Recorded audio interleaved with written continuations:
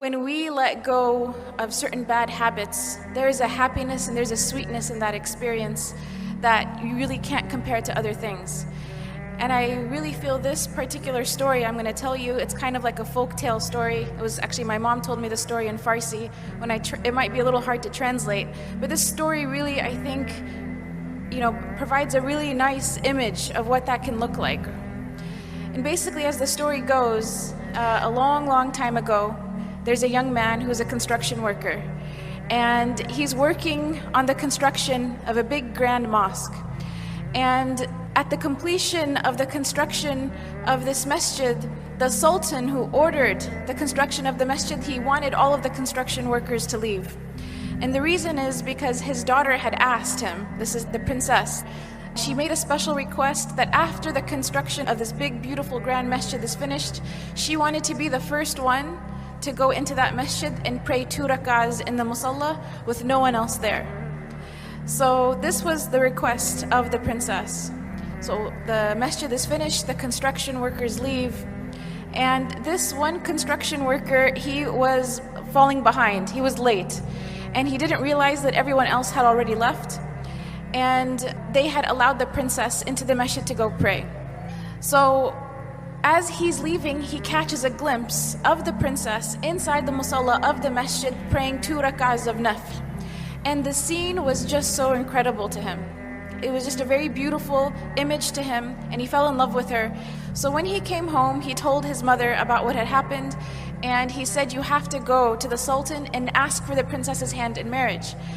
And the mother said, "I can't do that, you're a construction worker. The Sultan's not going to have his daughter marry you." But this construction worker became infatuated. He couldn't work, he couldn't think, he couldn't eat, he couldn't sleep. He was just in a miserable state. And the mother, out of fearing for her son and his well-being, she realized that if she doesn't do something, he may die because he's refusing food and water at this point. So she goes to the palace and she asks to speak to the Sultan, and the guards, they turn her away. And she insists and she says, "My son is going to die. I have to talk to the Sultan." So finally, they let her talk to the Sultan. And she mentions the story to the Sultan, and the Sultan asks that she come back with the construction worker. So they come back together, and he tells the construction worker, after everyone leaves the masjid at nighttime, after Isha prayer, you have to come and pray qiyam in this masjid for 40 nights. If you come and pray qiyam in this masjid for 40 nights straight, I will let you marry my daughter. And he said there will be someone there to make sure that you come, and if you miss a day, we'll know about it. So in 40 days, if you fulfill your end of the bargain, I will let you consider my daughter for marriage. So the construction worker is excited. This is a chance at life. So he goes the first day and he prays qiyam in the masjid after everyone leaves. And he goes the second day and the third. And after a few weeks, he notices that he's getting better. He's eating again, he's drinking again, he cares about life again.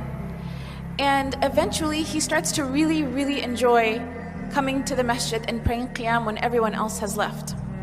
To such an extent that he starts to pray to Allah, that Allah never takes away these beautiful moments that he has with him, alone in solitude, praying to him in the night. So 40 days pass, 50 days pass, 60 days pass, 70 days pass, and eventually the Sultan asks to see the construction worker. And he says, "How come you didn't come see me? You fulfilled your end of the bargain. You prayed all 40 nights. We saw that you prayed. How come you didn't come and see me?" And the construction worker turns to the Sultan and he says, "Before I saw your daughter, my heart was empty. And the first thing of beauty that my heart was exposed to was your daughter. And that's why it grabbed onto that experience. But then after I started praying in the masjid for 40 nights, my heart witnessed a beauty that was much greater than her. My heart witnessed a beauty that it has never felt before." And he tells the Sultan, he goes on to say, "Thank you so much for offering me your daughter to consider, but I am happy where I am and I am in no need of her." And he goes on his way. And he doesn't marry the princess because he had found a love and a beauty and a happiness that was much greater than just seeing the princess that one time. And this was the love of Allah subhanahu wa ta'ala. This is the beauty of a close relationship with Allah subhanahu wa ta'ala. This is something that only the one who has experienced it can really talk about it. And even if they were to try to talk about it, it doesn't do it justice. And Ibn Taymiyyah, he talked about this. He said, the one who does not enjoy the Jannah of this life will not enjoy the Jannah of the next life. And the scholars talked about, what did Ibn Taymiyyah mean? To be in a state where the slave of Allah loves Allah so much and is pleased with their Lord, and Allah loves His servant so much and is pleased with His servant. And this is mentioned in the Quran, radiyallahu anhum wa radu an. This is referring to the companions, but it's this mutual relationship of love with the Creator. When we talk about the categories of sweetness of Iman, to love Allah subhanahu wa ta'ala more than we love everyone and anything else, including ourselves, is something that brings the sweetness of Iman. And you could think, how could loving someone other than myself bring happiness? Only when it's Allah subhanahu wa ta'ala, and only when it's the Prophet Muhammad sallallahu alaihi wasallam. So when we want to experience happiness, we have to work on love. We have to grow our love for Allah subhanahu wa ta'ala, and we have to grow our love for the Prophet Muhammad sallallahu alaihi wasallam. And the third category actually of experiencing sweetness of Iman is to love for your brothers and sisters for the sake of Allah subhanahu wa ta'ala. This is something that also brings the sweetness of Iman. So it's all love. And the only thing you hate is what's already hated, which is to be thrown into hellfire. But to really experience this type of sweetness and happiness, it's a path of love. And you can't get on this path of love without some hard work. And so if we go back to the story of this construction worker, it had some components. So it didn't happen overnight. You know, remember that the Sultan, who is wise, he told him, you have to do it for 40 days. You have to do it for a certain amount of time. It has to become a habit. It has to become part of your life. And when that happens, then you can let go of either the bad habit or the material attachment.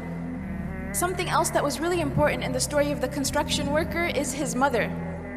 His mother was someone who saw him in such a bad condition, and she was someone who only cared about saving her son. She was interested in his well-being. You need to have people around you that when you are turning away from the path of loving Allah subhanahu wa ta'ala, when you're turning away from the path of true happiness, there is someone who cares more about your happiness than you. You need to have that kind of person in your life that pushes you back or that tries to find a way out for you. As was mentioned earlier, having companions that push you to be better.